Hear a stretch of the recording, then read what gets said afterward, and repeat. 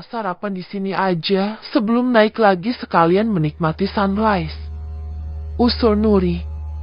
Kelimanya segera menyiapkan keperluan untuk memasak. Jika tadi tidak pergi tanpa permisi, pasti mereka makan enak dan gratis di rumah Aki Hasan. Cantika, kita makan bareng. Yuk. Nando duduk di sebelah Cantika dengan membawa sepiring nasi dan lauknya serta 2 buah sendok. Hahaha, seperti orang pacaran aja. Cantika terkekeh senang dengan wajah bersemu merah hendak meraih piring yang dibawa Nando itu. Biar aku yang pegang. Buka mulutnya. Aku suapi. Nando mengulurkan sesendok makanan pada Cantika. Senyum Cantika mengembang menerima suapan dari Nando. Keduanya nampak sangat bahagia. Cie-cie. Ledek teman-teman mereka. Namun tidak dengan Nuri yang melihat itu dengan wajah masam. Dia tak suka Nando memperlakukan Cantika dengan begitu mesra. Perubahan raut wajah itu disadari oleh Zaki yang kemudian menyenggol lengan Nuri. Kamu cemburu? Ya. Apaan sih? Kata Nuri sewak. Lalu memalingkan wajahnya dari hadapan Zaki. Sulit akan kembali para anak muda itu. Ki, siapkan saja kantong mayat beserta kerandanya. 4 saja. Jangan lupa ingatkan para warga harus siap siaga untuk ikut aku naik gunung. Ujar Ki Kusuma, seorang kuncen Gunung Halimunan. Aku semalam lupa agar mereka nggak masuk ke pasar gaib itu. Aku khawatir mereka akan masuk sana. Aki Hasan berkata lirih. Wajahnya tertunduk penuh penyesalan. Helaan nafasnya terdengar berat.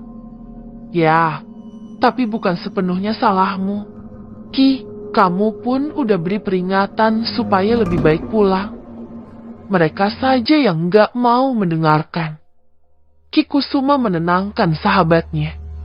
Sesuai arahan Ki Kusuma, Aki Hasan bersama para warga menyiapkan kantong jenazah dan keranda sebanyak 4 pasang. Kemudian disimpan di rumah Ki Kusuma yang berada di ujung desa. Meski begini, aku harap mereka bisa pulang dengan selamat. Ujar salah seorang warga yang ikut serta membantu. Iya, kalau ini sampai terjadi, artinya adalah kejadian ke-7 kalinya. Sahut warga yang lain. Semua nggak akan terjadi jika mereka patuh. Seorang wanita yang tengah membawa bunga dalam keranjang ikut masuk dalam pembicaraan. Wanita itu akan ke makam keluarganya yang berada tepat di samping rumah Ki Kusuma. Semoga aja mereka nggak melanggar pantangan di gunung itu. Seorang pemuda ikut ambil suara. Dengan pergi tanpa permisi dan tanpa pemandu itu, artinya mereka sudah melanggar peraturan pertama. Ki Kusuma menyahuti. Para warga menatap pria berbaju serba hitam itu. Tak ada lagi yang berbicara jika lelaki itu telah mengatakan ini adalah pelanggaran. Semua pasti terjadi. Tinggal bagaimana mereka menyaksikan keadaan para pendaki. Dalam hati hanya berdoa agar ada keajaiban untuk kelima mahasiswa itu. Setelah para warga pulang, Ki Kusuma menatap Gunung Halimunan seraya mengucapkan mantra yang tidak ada satupun orang akan mendengarnya. Sedetik kemudian sebatang kayu kecil dan 4 bunga melati putih muncul di telapak tangannya. Ki Kusuma tersenyum kecil setelah menghembuskan napas pelan dan ringan. Sebuah petualangan berbeda akan benar-benar dimulai. Gumamnya lirih sebelum masuk rumah dan menikmati sarapan hasil masakan sang istri. Jalur pendakian. Pendakian terus dilanjutkan. Mereka menggunakan jalur pendakian 2, yang katanya paling mudah. Ada pos pendakian, tetapi kosong tanpa seorang pun penjaga. Hanya suara hewan invertebrata yang mengisi kesunyian di tempat yang sangat sejuk oleh kerindangan pepohonan tinggi. Koposnya kosong. Ya, Nuri mengitari pos pendakian mencari seseorang untuk bisa ditanyai sekaligus melaporkan rencana pendakian mereka. Gimana? Ada orang? Ferdi bertanya tak sabar. Tas karir yang sedari tadi membebani tubuhnya diletakkan di atas sebuah bangku panjang yang ada di teras pos pendakian. Enggak ada. Heran deh, biasanya pasti selalu ada orang. Mereka jaganya bergantian. Nuri ikut duduk di sebelah Ferdi. Kakinya yang kelelahan diluruskannya. Istirahat sebentar. Menurut tulisan di sini, waktu tempuh kita masih 6 jam lagi.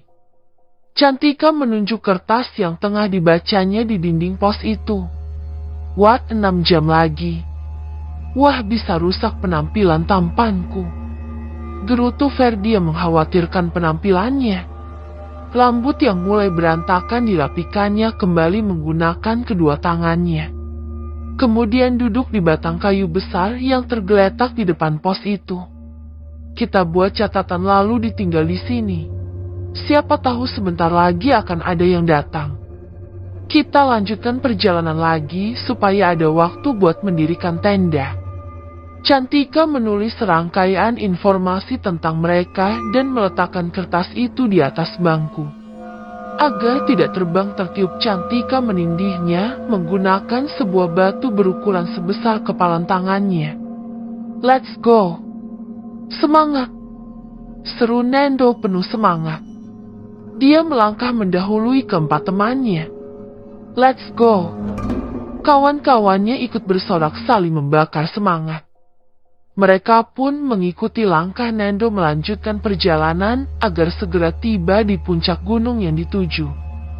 Sebelum melangkah, Zaki sempat melihat ada kelebatan seseorang di belakang pos, dan bulu kuduknya tiba-tiba meremang. Namun setelah melihat lagi tidak ada siapapun di sana. Zaki mengusap tengkuk dan kedua lengannya guna mengusir rasa tidak jelas yang tengah dia rasakan. Aneh. Kata Nuri, tadi nggak ada orang. Terus itu siapa? Zaki bicara sendiri, lalu ikut melangkah di belakang keempat sahabatnya. Kamu ngomong apa? Sak. Tanya Nuri yang berada tepat di depan Zaki. Oh, nggak ngomong apa-apa kok. Ayo lanjut lagi. Berhenti terus, tar kita kemalaman di jalan lagi. Zaki sedikit mendorong tubuh Nuri agar lekas kembali melangkah. Nuri mengangkat kedua bahunya tak peduli. Sementara Zaki sudah merasa tidak nyaman seperti ada seseorang yang mengikuti langkah mereka. Berkali-kali melihat ke belakang.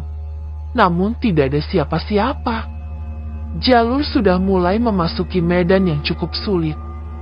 Perlahan tapi pasti hutan perawan telah dijamahi. Sesekali harus saling bantu agar bisa melewati rintangan dengan lebih mudah. Nando, gendong. Cantika merajuk manja sembari menggandeng tangan Nando dengan mesra. Kebiasaan ini sudah berlangsung lama karena keakraban sejak masih anak-anak. Keduanya pernah bertetangga sebelum Nando pindah kompleks perumahan. Kalau kamu gak berat udah aku gendong, kan? Sayangnya bisa patah pinggangku kalau nekat. Guraunya yang disambut cubitan di pinggang dan wajah cemberut yang menggemaskan di mata pria tampan itu. Kamu Keki? Ya. Zaki yang melihat perubahan raut wajah Nuri menggoda sahabatnya itu. Sejak tadi dia wajah cemburu jelas terpancar setiap kali melihat keakraban Nando dan Cantika. Apaan sih? Nuri sewot dan tak acuh dengan ucapan Zaki yang benar adanya. Zaki hanya tertawa kecil geli melihat itu. Dalam hati merasa kasihan juga. Tenang, masih ada aku kok. Mendengar Zaki yang kembali menggodanya membuat Nuri jengkel dan melemparkan lirikan penuh emosi pada lelaki itu. Zaki menanggapinya dengan senyuman sambil menggelengkan kepalanya. 3 jam kemudian mereka tiba di pos 2. Lagi-lagi kosong. Waktu tepat tengah hari. Mereka memutuskan beristirahat sekaligus mengisi perut yang sudah mulai keroncongan. Enggak biasanya. Apa mungkin karena kita berangkat bukan di waktu yang seharusnya? Cantika sedikit bingung dengan hal ganjil ini. Lalu menghempaskan tubuhnya di sebuah batu besar yang ada tepat di depan pos pendakian. Misanjeti begitu. Nuri ikut duduk di sebelahnya untuk melepaskan penat yang menderanya. Ayolah kita cari air buat masak. Cantika bangkit mengambil ember dan berjalan menuju bagian belakang pos. Jelas tergambar dalam kertas informasi jika di belakang pos ada pancuran. Nuri mengikuti Cantika menuju sebuah pancuran tidak jauh dari pos itu. Cantika mengambil air sementara Nuri membasuh muka dan menggunakan pembalut. Sial, aku malah dapat. Ujar Nuri usai menggunakan perlengkapan khusus wanita itu. Tubuhnya bergetar, dadanya pun berdebar.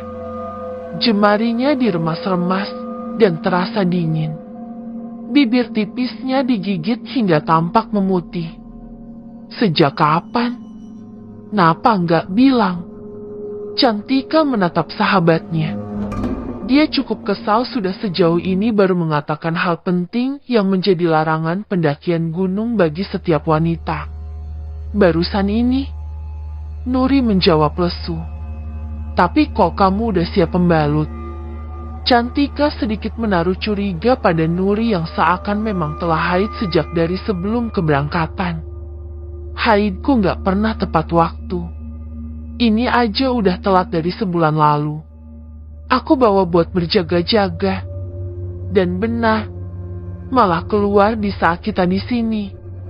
Nuri memasang wajah cemberut, lalu berjongkok di dekat pancuran sambil menutup wajah dengan kedua telapak tangannya. Cantika mendesah berat. Ini sungguh ujian. Tak mungkin dia menyuruh sahabatnya itu untuk kembali pulang sementara perjalanan sudah sejauh ini. Membawanya serta hingga ke puncak juga bukan tanpa resiko. Sejauh ini yang dia tahu wanita haid dilarang mendaki gunung apapun itu. Kini malah mereka yang mengalami. Hati-hati buang bekasnya. Harusnya kamu pulang. Tapi ini udah jauh banget. Enggak mungkin kamu pulang sendirian. Aku ke atas perempuan sendiri juga enggak mungkin. Cantika memberikan saran.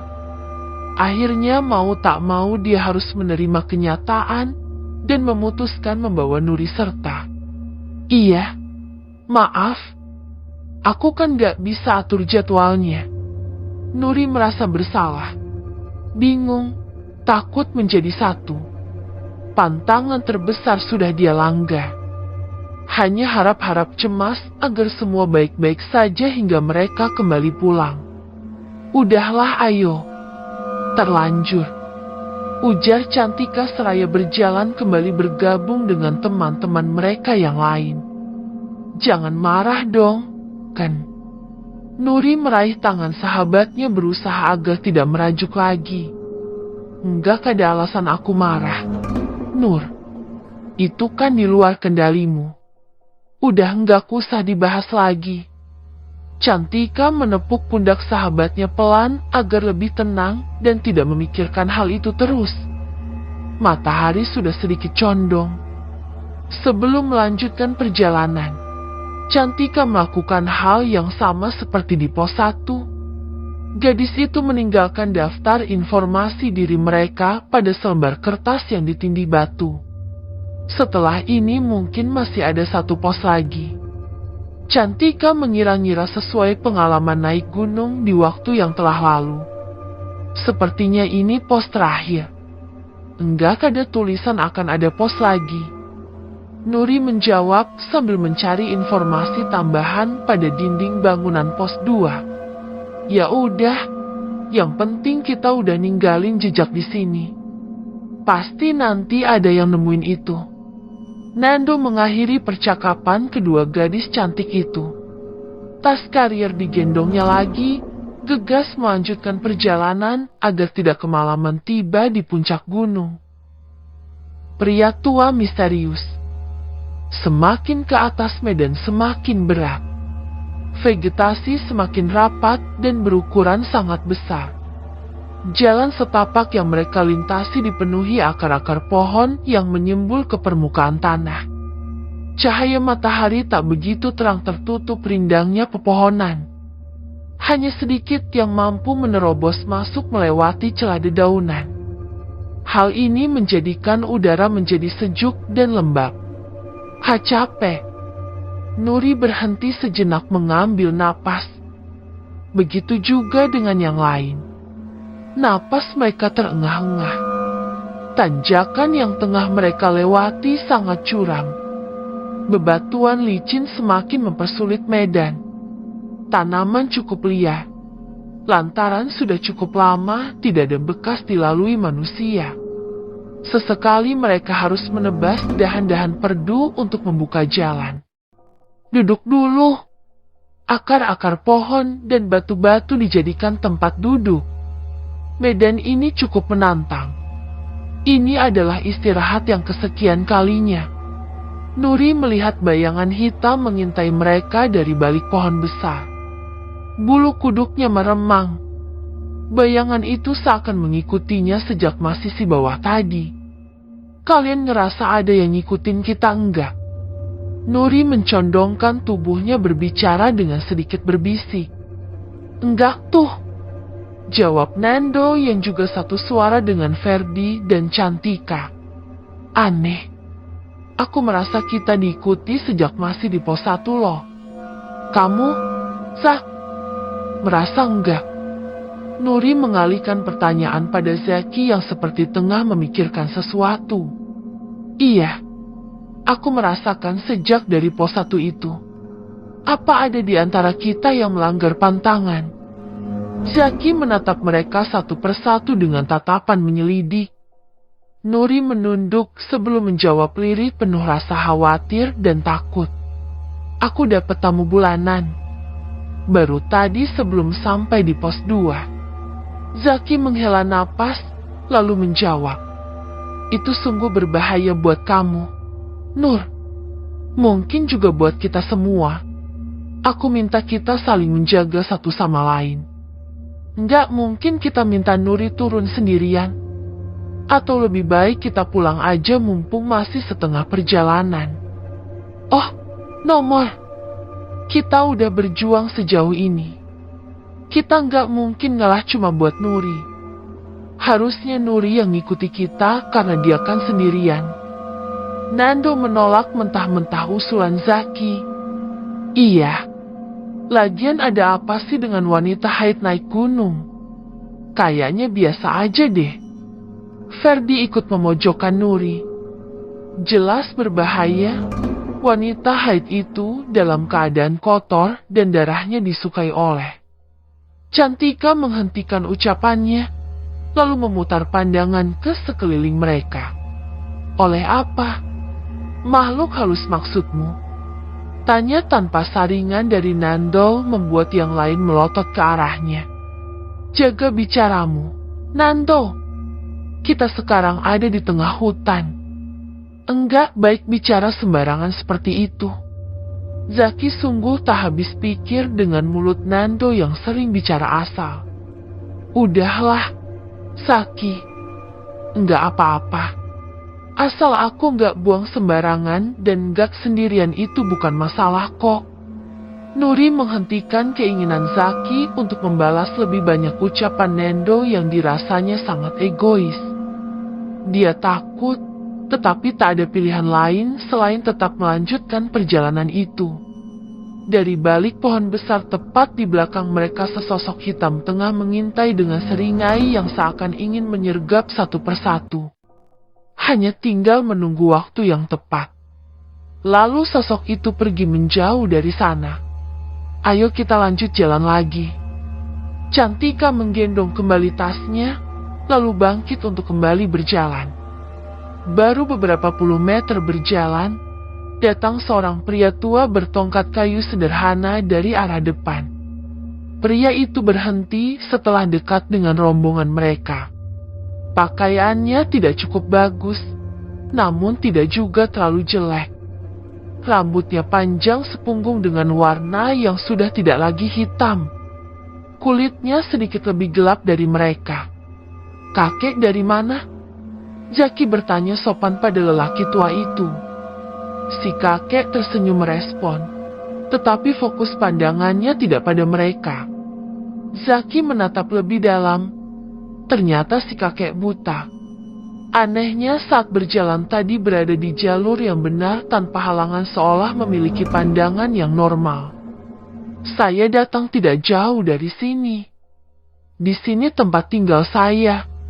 Kalian pulanglah wahai para anak muda.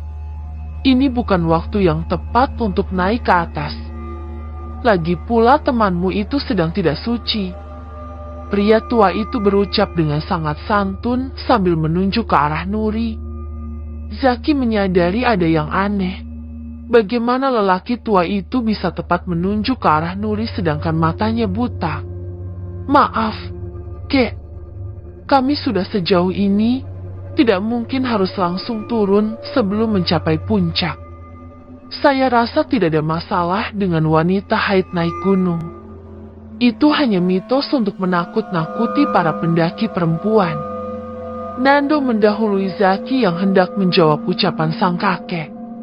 "Pulanglah, nak. Kembali lagi nanti setelah lewat bulan Safar dan temanmu telah suci." Si pria tua mengucapkan hal yang sama dengan Aki Hasan, mengusik hati Zaki lebih jauh, menciptakan rasa penasaran yang lebih besar. Ucapan kakek sama dengan ucapan Aki Hasan tadi malam. "Aku rasa memang sebaiknya kita turun aja deh, Kais." Zaki merasa gentar untuk melanjutkan perjalanan semakin jauh. "Enggak ada yang akan turun sebelum kita sampai di puncak. Kita tetap harus naik hari ini juga. Kita udah jalan sejauh ini. Ayolah, buat apa percaya tahayul seperti itu?" Nando mendesak yang lain agar setuju saja dengan inginnya untuk tetap melanjutkan perjalanan. "Berjanjilah jika kita akan tetap bersama dan jangan saling terpisahkan," pinta Nuri khawatir. "Iya, aku janji bakal menjagamu. Jangan khawatir." Nando memastikan yang sedikit melegakan hati Nuri. "Maaf, Kek. Teman-teman saya memilih untuk tetap naik. Saya tidak bisa meninggalkan mereka begitu saja. Kami permisi, Kek." Zaki menangkupkan kedua tangannya di depan dada seraya sedikit membungkukkan tubuhnya. "Baik, berhati-hatilah selama berada di gunung ini. Dan buatmu, ambil ini untuk membantumu dalam situasi darurat." Si kakek memberikan sebuah cincin pada Zaki yang langsung dikenakan atas permintaannya. Zaki menurut, teman-temannya saling pandang tak mengerti. Zaki pun hanya menurut saja tanpa banyak bicara. Jadilah lelaki yang pemberani dan tidak mudah menyerah. Jaga kepercayaan orang lain padamu. Tetapi jangan mudah kamu percaya dengan apa yang kamu lihat dan dengar. Apa yang terlihat dan terdengar belum tentu nyata adanya. Pesan sang kakek. "Iya, Kek." Zaki mengiyakan tanpa mengerti maksud ucapan sang kakek yang sebenarnya. "Kami permisi, Kek." Pria tua itu melepas kepergian mereka yang kian jauh meninggalkannya. Dia tak heran dengan keras kepalanya mereka yang tak bisa dicegah. Umur mereka masih muda. Jeti masih dipenuhi oleh semangat berpetualang yang membara. Wahai anak muda, andai kalian tahu apa yang akan kalian hadapi, niscaya kalian tidak akan pergi lebih jauh meski hanya satu langkah saja. Kakek itu berbicara sendiri sebelum kemudian menghilang dari pandangan Zaki yang menoleh ke belakang memastikan keadaan si kakek. "Kakek itu kemana? Ya, kok nggak ada?" Zaki terkejut. Baru beberapa langkah mereka pergi, tetapi si kakek telah menghilang. Padahal itu tidak mungkin lantaran sang kakek dalam keadaan buta. Suara Zaki membuat langkah yang lain spontan terhenti untuk ikut memastikan apa yang diucapkannya. Sedetik kemudian mereka saling pandang tak mengerti. Kakek itu sangat misterius. Bukankah dia buta? Apa dia salah satu penunggu gunung ini? Nyali Ferdi sedikit menciut. Aku rasa bukan. Tadi aku lihat kakinya napa di tanah kok. Sanggah Nando. Mungkin yang ini ilmunya lebih hebat, jadi bisa napak di tanah. Buktinya dia jalan biasa aja tanpa kesusahan padahal buta. Ferdi menguatkan alibinya. Udahlah, nggak usah mikir yang aneh-aneh. Jadi lanjut nggak nih? Tanya Cantika tak peduli. Ayo. Sepasang mata hitam menatap dari kejauhan dengan seringai mengerikan. Sepasang mata berbeda dari yang mengintai mereka sebelumnya. Juga berbeda dari yang mengikuti mereka dari pos 1. Sepasang mata yang memandang mereka penuh permusuhan. Tiba di puncak. Jam 3 sore mereka pun akhirnya tiba di puncak yang dituju. Sebuah tanah lapang penuh rumputan hijau yang tidak begitu luas. Lebatnya hutan ada di sekeliling tempat itu. Ini adalah tempat raman dan terbaik untuk mendirikan tenda. Sedangkan puncak tertinggi masih harus ditempuhi beberapa waktu lagi. Tak jauh dari tempat itu pun nampak jelas. Ini tempat kita mendirikan tenda, guys. Cantika menunjuk hamparan rerumputan yang lebih tipis. Ini lebih bagus daripada yang tebal. Bila ada hewan melata akan cepat terlihat. Cocok. Nuri sepakat dengan pilihan Cantika. Tas karier, serta segala beban yang memberatkan pundak selama perjalanan diletakkan begitu saja di atas rumputan. Lega jelas tergambar dari wajah-wajah lelah para pendaki ilegal itu. Ah, indahnya. Mereka merentangkan tangan menghadap kebentangan luas di tepi tebing. Hamparan hijau seluas jangkauan pandangan. Pemandangan yang tidak akan ditemui di kota. Semilir angin membuai dalam kedamaian, menghilangkan segala resah dan gelisah. Aku belum pernah lihat pemandangan seindah ini dari semua gunung yang pernah aku daki sebelumnya. Cantika menghirup udara sekitar dengan begitu hikmat. Tempat ini sungguh telah memikat hatinya sejak baru saja tiba. Iya, pemandangannya eksotis banget. Lihat di sana ada danau yang biru. Di sebelah sana ada gunung kembar. Di bawahnya ada kota yang pasti akan indah saat malam. Nuri menunjuk beberapa tempat yang sangat menarik baginya. Indah dan tiada tara dari tempat lain yang pernah dikunjunginya. Lihatlah sungai itu. Itu pasti sungai yang mengalir di belakang rumah Aki Hasan. Ferdi menunjuk sebuah sungai berkelok bagai ular yang mengarah tidak jauh dari sebuah desa. Yang diyakininya adalah desa Gimani. Benar-benar indah. Nando hanya mampu sedikit berucap saking takjubnya. Ini pengalaman luar biasa baginya. Mungkin lain waktu dia akan melakukan hal sama, mendaki gunung. Cantika, Nando, dan Ferdi naik ke atas sebuah batu, lalu duduk di sana menikmati keindahan alam yang tersaji dari ketinggian. Lelahnya. Nuri berbaring di rerumputan yang lembut dan empuk bagai kasur. Menatap birunya langit yang dihiasi gumpalan tipis awan putih. Terkadang awan-awan itu berubah bentuk menyerupai hewan atau rupa wajah manusia. Nuri sangat menyukai awan-awan yang seperti itu. Apalagi jika imajinasinya menampilkan kucing hewan kesukaannya. Iya, lelah. Empuk banget ya. Zaki ikut berbaring di sisi kiri Nuri. Matanya terpejam merasakan pijatan alami dari rerumputan. Tubuhnya yang lelah seketika kembali bugar. Nuri mengalihkan pandangan pada Zaki yang masih memejamkan mata. Nampak kedamaian pada lelaki yang telah berteman dengannya lebih dari 10 tahun itu. Tanpa sadar bibirnya tersenyum. Lelaki itu dulu adalah bocah ingusan yang cengeng. Seiring berjalannya waktu, dia telah berubah menjadi pria tampan yang pemberani. Zaki, panggilnya lembut. Usai menyebut nama itu, pandangannya kembali menatap langit. Sementara Zaki menatap lembut sahabat yang masih berbaring di sampingnya. Seandainya kisah kita berakhir di sini, bagaimana menurutmu? Suara Nuri terdengar sedikit serak dan berat. Apa yang kamu katakan? Nuri, kita akan bersahabat selamanya.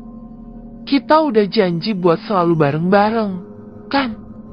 Aku merasa ini akan menjadi cerita terakhir untuk kita.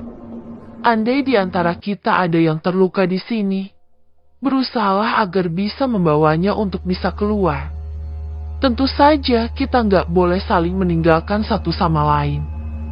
Kita lalui bareng-bareng suka dukanya. Zaki menggenggam erat tangan Nuri, menyalurkan sedikit kekuatan agar gadis itu tidak berpikir yang tidak-tidak. Terima kasih udah setia jadi sahabatku selama ini. Kamu yang terbaik. Nuri tersenyum kecil dengan mata setengah terpejam. Senyum kecil penuh harapan seperti itulah yang sangat disukai Zaki dari wajah manis Nuri. Aku teringat ucapan Aki Hasan dan kakek yang kita jumpai tadi. Aneh tapi bikin aku kepikiran. Apalagi sekarang aku dalam keadaan yang kotor. Apa akan ada sesuatu yang buruk padaku? Nuri menatap Zaki intens. Zaki merasa ada yang berbeda dari tatapan sahabatnya itu. Terkesan sendu dan kosong. Ingin mencari tahu tetapi tidak mengerti bagaimana caranya. Hanya saja Nuri nampak sangat berbeda sejak mereka nekat mendaki gunung itu tanpa izin. Guys, yuk cepetan dirikan tendanya. Tak keburu kemalaman. Kita juga belum cari kayu dan air. Suara Cantika membuyarkan lamunan monolog dalam pikiran Zaki. Pria itu segera bangkit menghampiri tasnya yang membawa tenda. Ada 2 tenda yang mereka dirikan. Satu untuk Cantika dan Nuri. Sementara satunya lagi untuknya, Ferdi dan Nando. Aku dan Nuri cari kayu di dekat tenda. Kalian cari sedikit jauh sekalian ambil air buat masak. Cantika memberikan arahan pada kawan-kawannya. Dia paling berpengalaman berpetualang dibandingkan yang lain. Oke. Sesuai arahan mereka melakukan tugasnya masing-masing. Nuri dan Cantika menyiapkan tungku dari batu tepat di depan tenda yang telah didirikan sejak tadi. Lalu menyalakan api untuk memasak. Kulihat kamu dan Nando semakin mesra aja. Mau sampai kapan jadi teman tapi mesra? Tanya Nuri mengusik konsentrasi Cantika yang tengah berusaha menyalakan api. Dia lama banget nembaknya. Masa ia harus aku yang nembak duluan? Gengsi dong. Wajah Cantika berubah masa mengingat betapa tidak pekanya Nando yang begitu diharapkan untuk meresmikan hubungan mereka. Nuri tertawa kecil lalu berkata, "Buruan tembak. Kalau kelamaan ntar keburu ditembak orang loh." Ah, gengsi. Cantika melempar ranting kecil ke dalam tumpukan kayu yang mulai terbakar api. Jangan salahkan orang lain kalau dia lepas dari genggamanmu. Cibir Nuri. Dalam hati dia berucap, aku yang menginginkan Nando. Maaf, aku juga menyukainya. Senja perlahan datang. Gurat cingganya sangat indah menghias langit yang mulai temaram. Mentari turun tenggelam ke dalam bumi berganti sedikit demi sedikit taburan bintang di sisi yang lain. Kelima anak muda itu menikmati keindahan senja itu dari pelataran tenda. Api unggun telah dinyalakan. Sinarnya memancar menerangi sekitar tempat mereka bermalam. Lagu-lagu mulai dinyanyikan. Cerita-cerita mulai dikisahkan sebagai pengisi waktu menanti kantuk menyerang. Gunung ini cukup ramah ya. Mata airnya di puncak pun ada. Airnya jernih dan sepertinya nggak akan kering walau di musim kemarau. Ujar Cantika. Iya. Dibuat mandi pun mudah karena udah ada pancurannya. Kalau aja dikelola dengan baik dan gak ada larangan buat mendaki di waktu tertentu, pasti gunung ini akan jadi tujuan favorit para pendaki. Apalagi lanskap alamnya masih alami dan indah banget. Aku setuju denganmu, Nur. Kita udah mendaki banyak gunung. Tempat ini paling alami dan paling indah. Jalurnya juga nggak begitu sulit buat pemula. Apa mungkin mitos itu dipakai cuma buat menjaga kealamian gunung ini aja? Ya, kalian ingat kakek tadi? Tanya Zaki yang disambut anggukan oleh teman-temannya. Kakek itu buta, tapi jalannya seperti bukan orang buta. Itu kenapa aku bilang mungkin aja dia salah satu penunggu gunung ini. Aneh banget tahu. Sahut Ferdi masih dengan keyakinannya. Cincin tadi cincin sakti mungkin. Sak. Coba lepas. Aku mau lihat. Pinta Nendo penasaran. Zaki menuruti ucapan Nendo. Dia lalu menarik cincin untuk melepasnya. Berapa kali pun berusaha, tetap gagal. Nggak bisa. Guys. Kok aneh? Ya. Tuh kan. Itu cincin bisa buat melindungimu atau malah bisa bikin kamu celaka. Zak, hati-hati, bisa aja ada bahaya yang mengancam dari balik cincin itu. Ucapan Nando seketika mendesirkan aliran aneh dalam dirinya. Rasa takut dan was-was yang mulai semakin kuat hadir dalam pikirannya. Kakek itu baru aja ketemu kita tadi. Tapi udah kasih itu cincin buat Zaki.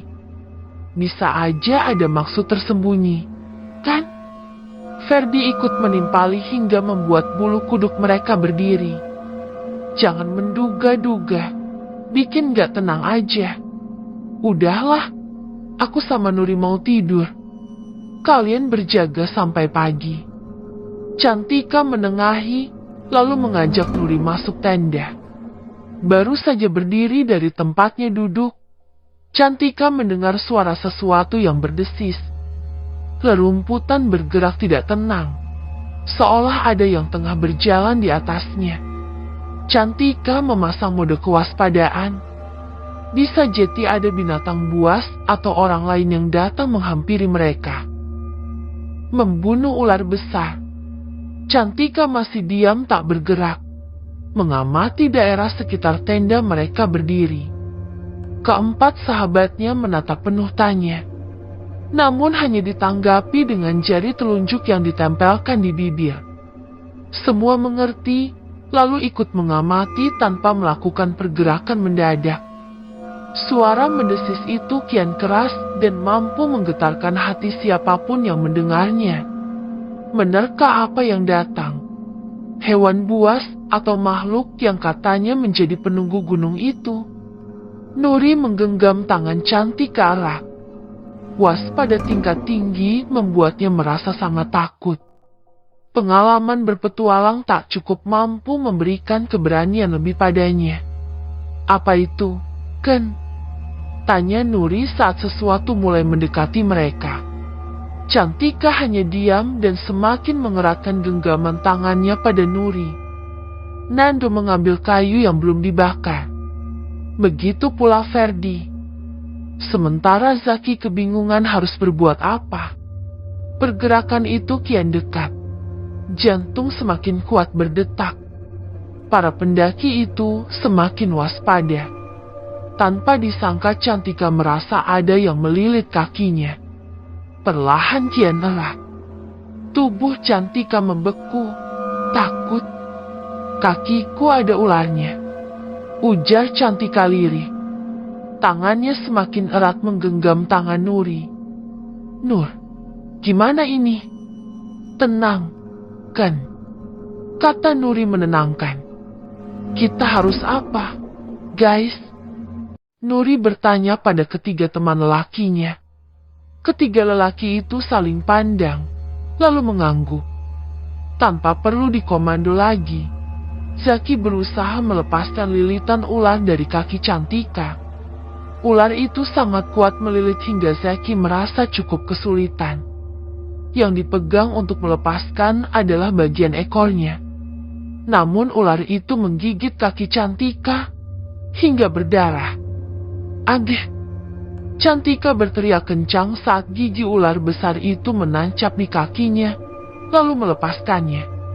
Bekasnya meninggalkan luka yang mengalirkan darah segar. Seketika tubuh Cantika terasa melemas.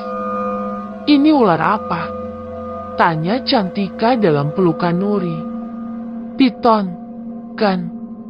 Nuri menopang tubuh Cantika sekuat tenaga. Ular itu masih belum menyerah untuk melepaskan lilitannya. Dari channel yang pernah ditontonnya, pertolongan saat seseorang digigit ular sejenis itu, maka yang pertama harus dilakukan adalah menguraikan lilitan pada ekornya. Dibuka perlahan baru, kemudian pegang bagian kepalanya. Tidak boleh terfokus pada gigitan ular, karena kekuatan lilitan lebih berbahaya dari gigitan. Bismillahirrahmanirrahim. Sekuat tenaga Zaki mengulang usahanya dibantu Ferdi. Dengan usaha yang lebih keras, akhirnya lilitan ular itu dapat terlepas. Cantika langsung terduduk. Tubuhnya sangat lemas dan gemetaran dililit ular sebesar betisnya. Ferdi dan Nendo memukuli ular itu tanpa ampun. Ular jenis piton itu berusaha melawan dengan mendesis dan menggigit. Namun tidak berhasil melukai keduanya. "Udah, hentikan. Jangan dipukul lagi. Biar dia pergi," seru Zaki berusaha kedua temannya berperilaku barbar. "Kalau dilepaskan dia bakal balik lagi. Kalau ngigit kita lagi, mati kita." "Sak," tukas Ferdi menolak. "Dorong aja ke pinggir tebing itu biar jatuh ke bawah," kata Zaki memberi saran. "Enggak. Dia udah melukai salah satu di antara kita. Dia harus mati." Dengan geram Nendo terus memukuli ular itu tanpa ampun. Kayu yang dipakai sampai patah jeti dua. Belum puas, dia pun mengambil kayu yang lain, berukuran sedikit lebih besar dari sebelumnya. Ular itu mendesis sangat kuat seperti tengah berbicara sesuatu. Suaranya sangat mengerikan hingga berhasil membuat bulu kuduk berdiri. Nando mengayun sekali lagi pada bagian kepala ular. Darah muncrat mengenai bajunya. Ular itu menggelepar, lalu mati dengan luka di sekujur tubuhnya. "Hah, ular ini udah mati." Nando tersenyum puas melihat tubuh ular yang telah dibunuhnya. Lalu dia melihat darah yang mengotori bajunya. Kesal bertambah karena darah itu menimbulkan bau amis. Sial, ular pengganggu. Udah ngigit, sekarang bajuku pun bau darahnya. Umpatnya diikuti gerakan melepas bajunya. Baju itu kemudian dilemparkan ke dalam kobaran api yang menyala besar. "Darahnya nggak akan kena bajumu kalau kamu nurut nggak bunuh itu ular," sahut Zaki. Dia cukup menyesalkan tindakan brutal Nando pada ular itu. Menurutnya akan lebih baik jika ular itu dibuang saja langsung ke jurang, karena akan tersangkut di ranting pohon dan tetap hidup dengan tenang. Mereka pun akan aman dari gangguan ular itu tanpa harus membunuhnya. "Yuk, bantu buang bangkai ular ini," ajak Nando. Pria itu lalu berusaha menyeret tubuh ular itu. Ferdi dan Zaki ikut membantu. Bangkai dijatuhkan ke jurang yang ada tidak jauh dari tenda. "Sakit, Nur." Air mata Cantika jatuh membasahi pipinya. Luka itu terasa sangat nyeri dan panas. Berkali-kali tangannya menekan bagian sekitar luka. "Apa lukanya parah?" tanya Nando masih dari tepi tebing. Iya, sahut Nuri. Gadis itu mengusap air mata Cantika yang tengah berada dalam pangkuannya. Nando, Ferdi, dan Zaki datang menghampiri. Nando mendekatkan Cantika ke api unggun untuk melihat seberapa parah luka bekas gigitan ular itu. Darah masih mengucur. Nando lantas mengambil air hangat untuk membasuh luka. Disiramnya perlahan agar darah itu bersih dan keadaan luka dapat terlihat dengan jelas. Kemudian sehelai kain dibasahinya untuk mengompres. Au, sakit. Rintih Cantika. Gadis berambut sepunggung itu spontan menarik tubuhnya ke atas. Matanya terpejam, merespon rasa nyeri saat lukanya tersiram air. Tahanlah. Nando melanjutkan membersihkan luka itu dengan jantung yang tak karuan rasanya. Berdesir tak tega. Begitu pula yang lainnya. Usai dikompres beberapa waktu, Nando memberikan obat merah, lalu membalut luka itu dengan kain kasak. Sesekali dia menatap wajah Cantika yang nampak pucat. Hatinya ikut riris melihat sahabatnya itu kesakitan. Istirahatlah. Besok pasti udah lebih baik, ujar Nando. Ular tadi bicara apa? Ya, tanya Cantika. Semua menatap Cantika penuh keheranan. Bicara, apa maksudmu? Tanya Nando tak mengerti. Dahinya berkerut coba untuk memahami. Sebelum mati ular itu mendesis sangat keras. Kalian pasti dengar itu. Desisan itu seperti sedang berbicara sesuatu. Dan firasatku ucapan ular itu sangatlah buruk, seperti sebuah kutukan untuk kita. Penjelasan Cantika membuat mereka bergidik ngeri. Tak pernah terbayangkan sebelumnya jika akan ada yang mengutuk hidup mereka. Kutukan? Nuri tak bisa melanjutkan bicara. Suaranya seakan tercekat di tenggorokan. Menelan air ludah pun terasa sangat susah. Enggak ada itu yang namanya kutukan. Apalagi dari binatang. Lisan Nando menyangkal. Namun hatinya bergetar takut. Celakalah dia yang telah membunuh ular itu. Aku percaya dengan adanya kutukan. Karma pasti berlaku. Aku hanya berharap kita bisa selamat dan tetap dalam lindungan Allah. Ucapan Zaki menambah ketakutan dalam hati Nando. Wajahnya berubah pucat. Tangannya gemetar. Tangan itulah yang dipakainya untuk membunuh ular itu. Dia yang paling bersalah. Bagaimana kalau setelah ini kita diintai bahaya? Tanya Ferdi kian membuat suasana kian mencekam. Jangan bicara macam-macam. Berpikirlah jika ini cuma mitos aja. Kembali Nando menyanggah ucapan teman-temannya. Emosinya meningkat seiring bertambahnya rasa takut yang kian membuncah. Tapi kita juga pergi di waktu terlarang. Apa mungkin ini yang dimaksud Aki Hasan? Kita akan menghadapi banyak tantangan dan masalah di sini bila nekat. Mungkinkah ular tadi adalah salah satunya? Nuri berbicara lirih menerka apa yang dimaksud Aki Hasan sebelum mereka nekat pergi tanpa izin, tanpa pemandu. Udahlah, gak usah makin berhalusinasi. Ayo istirahat. Semua masuk tenda aja. Kita jaga bergantian dari dalam tenda biar lebih aman. Nando memutuskan perdebatan menakutkan itu. Baiklah, bantu aku bawa Cantika masuk tenda, ujar Nuri. Nando bangkit membantu Cantika berdiri bersama dengan Nuri. Ketika semua berdiri untuk masuk tenda, angin bertiup kencang membawa hawa dingin yang berbeda. Lebih dingin dari lemari pendingin dan mampu mengalirkan aura ketakutan dalam benak kelima anak muda itu. Aroma anyir ikut menyeruak bersamaan dengan datangnya angin. Aroma anyir yang mampu membuat mual perut mereka. Aku akan membalas dendamku pada kalian. Kalian tidak akan bisa lari dariku. Kalian akan bersamaku di sini selamanya. Ses. Suara seorang wanita mengancam mereka disertai suara desisan ular yang mengoyak, melumat seluruh keberanian yang tersisa. Guys! Sontak mereka masuk ke dalam tenda penuh rasa takut yang tidak terkira.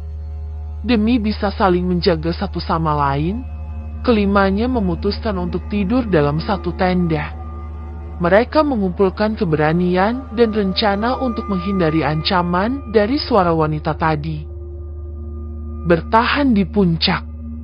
Dingin banget di sini. Kabut tiba-tiba datang, jadi rasanya seperti dalam kulkas. Keluh Nuri seraya menggosok kedua telapak tangannya. Sesekali sembari digosokkan pada lengan atasnya. Iya, padahal cuaca tadi cerah banget. Apa mungkin itu sebabnya gunung ini dinamai Halimunan? Artinya kabut, ujar Zaki.